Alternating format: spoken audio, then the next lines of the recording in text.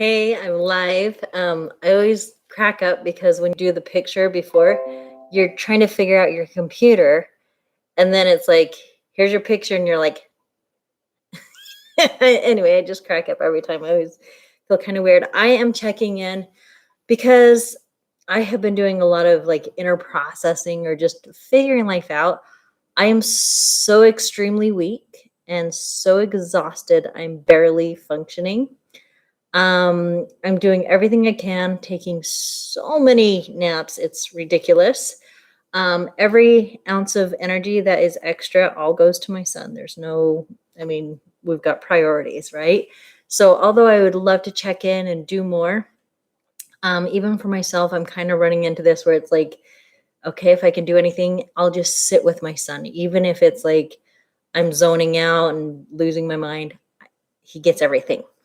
So I have been exhausted. I have been taking so many naps.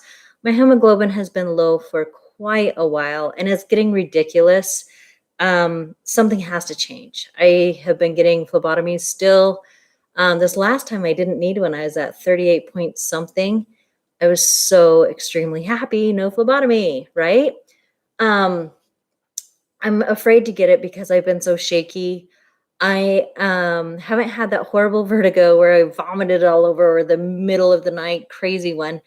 I've gotten almost to that point though, a few times now where I'm like just dizzy and I get the hot sweats and I get really weak and I have to sit down.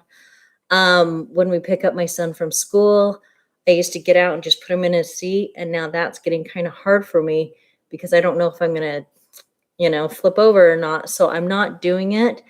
I'm just getting a little too dizzy. It's a bit too much. So I did check in with my doctors, of course, because, you can't just keep, wiping it away. I go in tomorrow and we're going to talk again about the clinical trial. Oh, last time I didn't get on it. I definitely qualified like a while ago. The issue is, I guess the clinical trial coordinator, left or something happened. And so with that, they kind of, I guess, dropped the ball for everyone. It's hard for the doctors and all that too. But no surprise, I still needed a phlebotomy. And who knows this week? I go in tomorrow and I hope I don't, because literally we did one of the veins. It kind of just blew. That one was a bummer.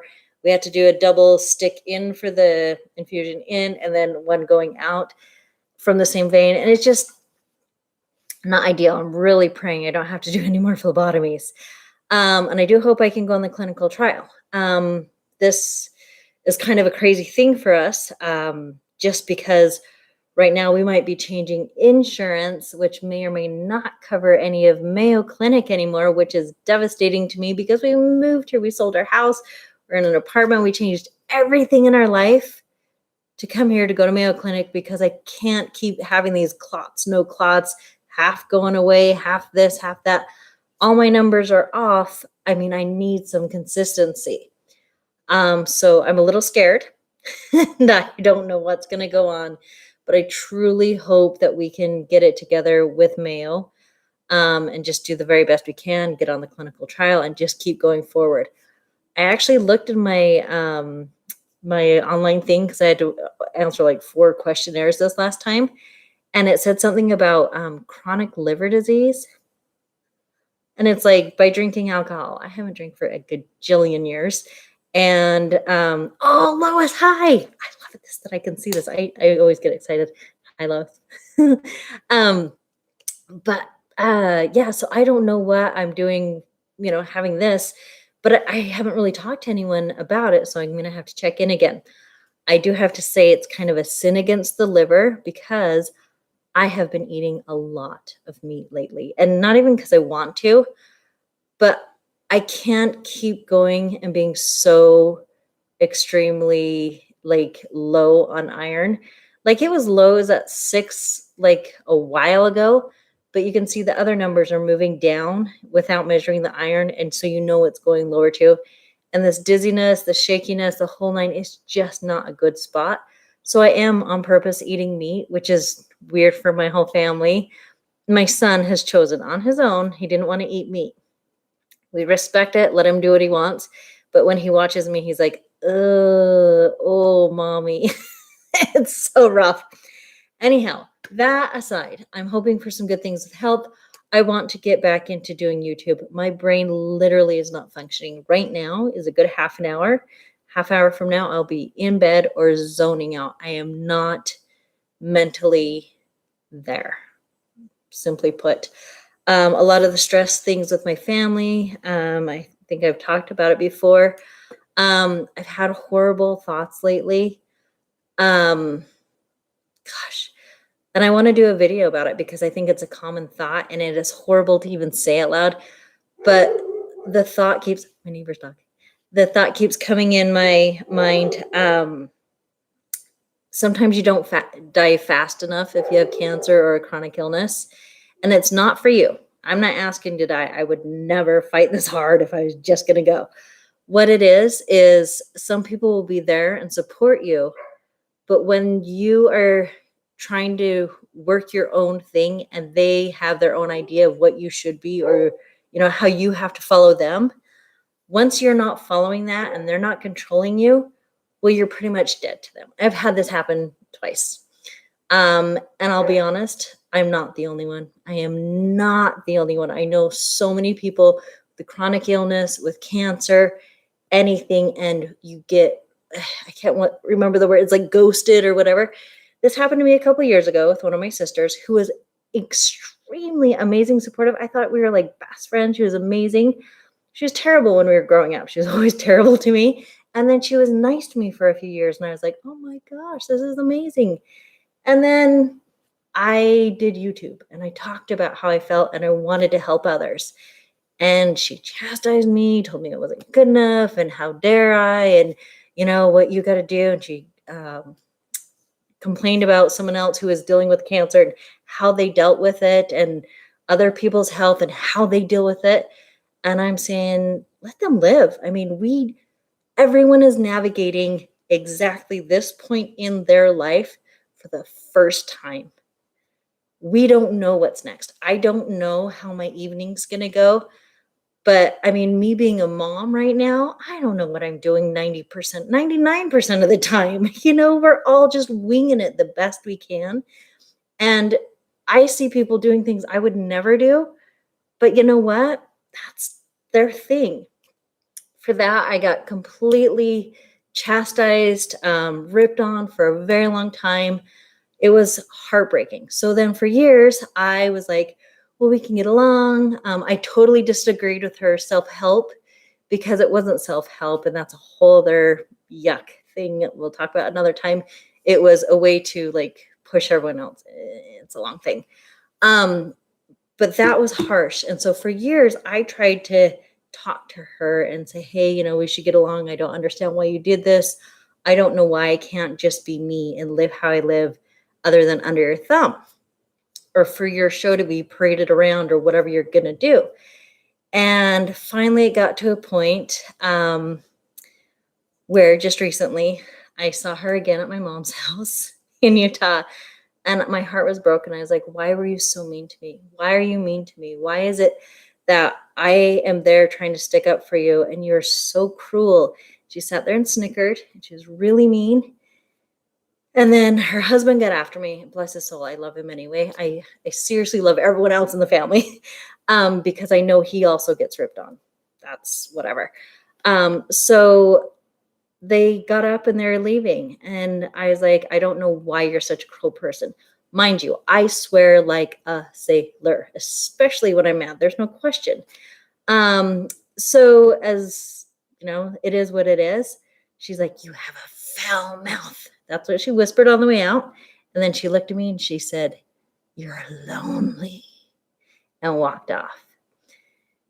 What that did for me is make me realize I am super, super lonely when I'm in the presence of her or someone else who expects me to behave or believe or be a certain way when that is not who I am. When my other sister, her buddy, told me, you're not an interesting person. We don't want to hear about you or what you're doing. essentially because I'm sick, I am uninteresting to them. I'm just going off right now. I'm sorry. But the thing is we've all had this horrible behavior from others because, one sister says she would never share. She doesn't understand why I try and help others when I'm going through this. And I'm telling her, I don't feel emotionally that I have a choice to not try and help. Why would you get bitten by a tiger and then hide it and not tell other people, hey, there's a tiger there. Don't get bitten if you can. And if you have, let me help you. I mean, like, I don't know, really dumb example, but like, I just don't understand why you wouldn't want to help others. But we're very different. We were raised differently, the whole nine. But I have been ripped on horrifyingly by them. It has broken my heart and healed me. And when my sister said the lonely bit, it was almost a relief for me because I thought, I'm not lonely. I could be absolutely alone in a mountain for 2 months. And I like crafting. I like meditating. I like gardening. I would have a fantastic time here. I am very lonely when I'm in her presence or someone else's presence who is so cruel. And it has been awful. So it has been a lot for me to digest because I felt angry. I felt upset. I've been worried about both of my parents and are they going to live too long with being ill? Is someone just going to be sick of them and then dump them on the wayside else? So I'm going through a lot of stuff. This is my honest thing. And it really sucks. And it's, at first I was like, why would I talk about this? But I'm human. And I think that's the biggest thing is I'm a human and I'm going through this. And I can guarantee there's a lot of people who are going through this. On one hand, I don't want to hate my sisters. I don't want to waste that energy. I don't want to have that feeling.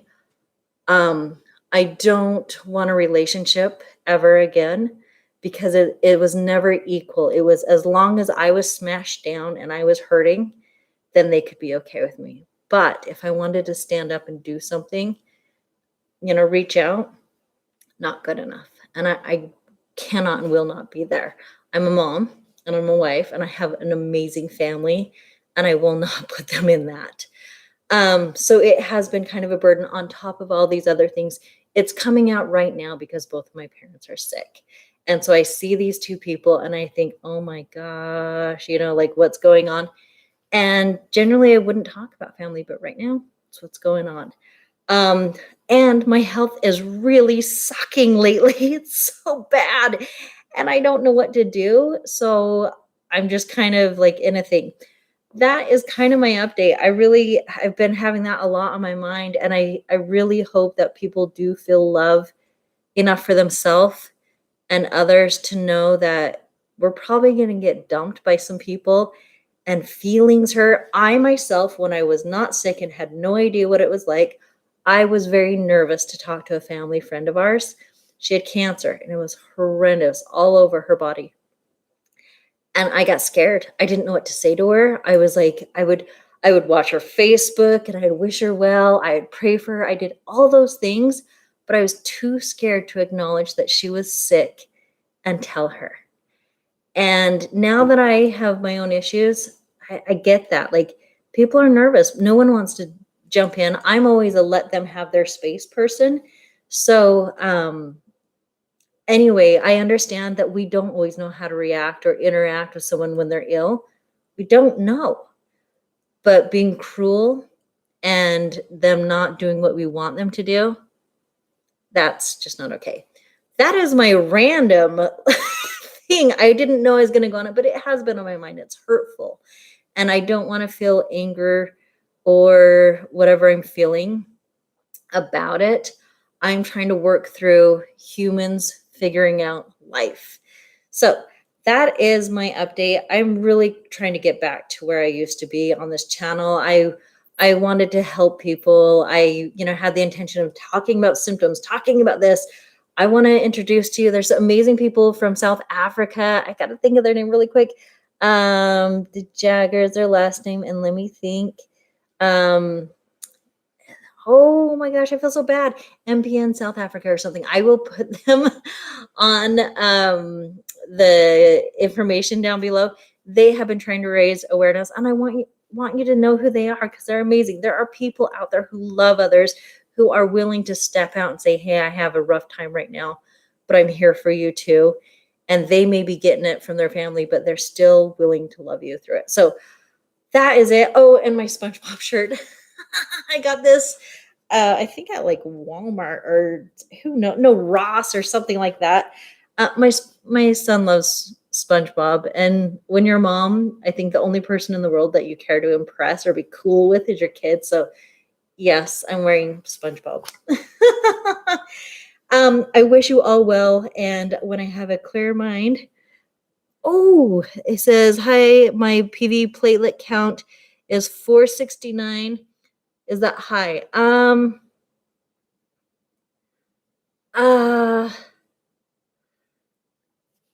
this 469, it depends on what your levels are or what you're used to and what your doctor would say. I really don't know.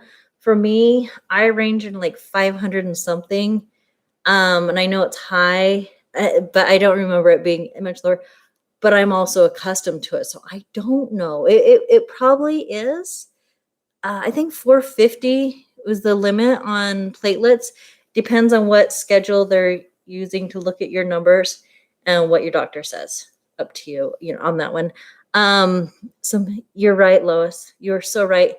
And you're right. I have had to come to this conclusion that love is love is love. And if people aren't willing to, the irony of how this whole fight started, as I told my sister, I just wish you would love yourself. I mean, I'm laughing now, but my intention was truly like, you should love yourself. And it went skyrocketed to everything. So you're right, Lois. And I am learning to just say, you know what? When I talk to them, I think of them as, this is a woman who has her life, and I keep it separate and I try and be decent. And the one thing keeping me going is my parents are both here still. And when they are not, then obviously, thank you, Lois. You're so amazing. And you do make me feel loved. So thank you. And sending love to everybody. I will check in tomorrow after I have my appointment. God, I hope they fix my brain, and I will do my best to help everyone. Take care. I'm going to go and clean the house before my husband and son get home. Okay, good night.